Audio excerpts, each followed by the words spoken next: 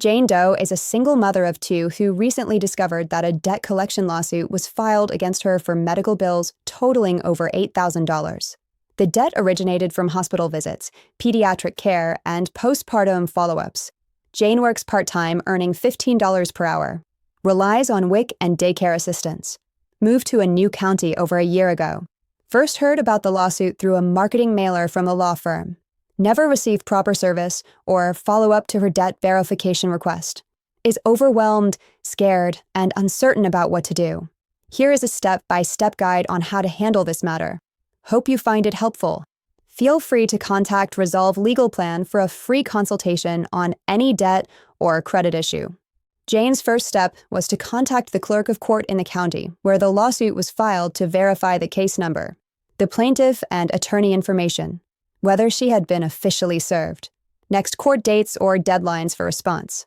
Key point, if she was not served correctly, for example, at her old address, the case could potentially be dismissed or delayed until proper service is completed.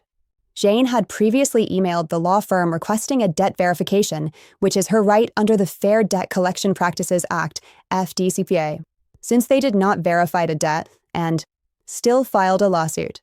Jane may be able to file a complaint with the CFPB, FTC, or her state attorney general, and may get a favorable outcome in court because of this violation by the collector. Key point, collectors are not allowed to pursue collection, including lawsuits, without responding to a timely request for verification.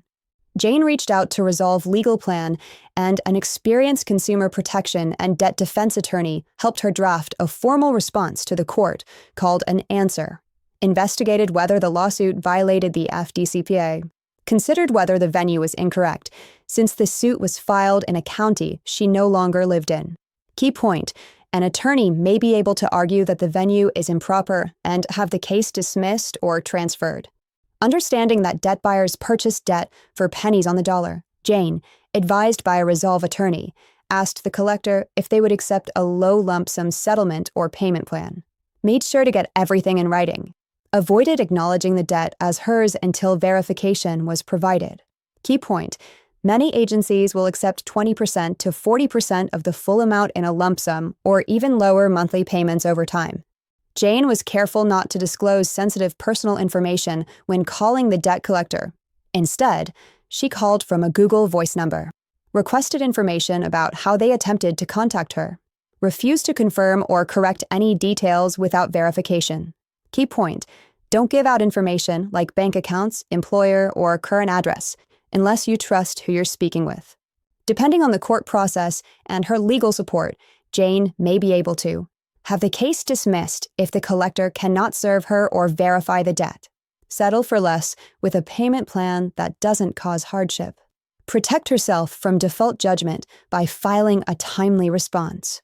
Avoid wage garnishment or bank levies, which could otherwise result from an ignored lawsuit. Having an experienced attorney helping her navigate this situation will help her get the best possible outcome.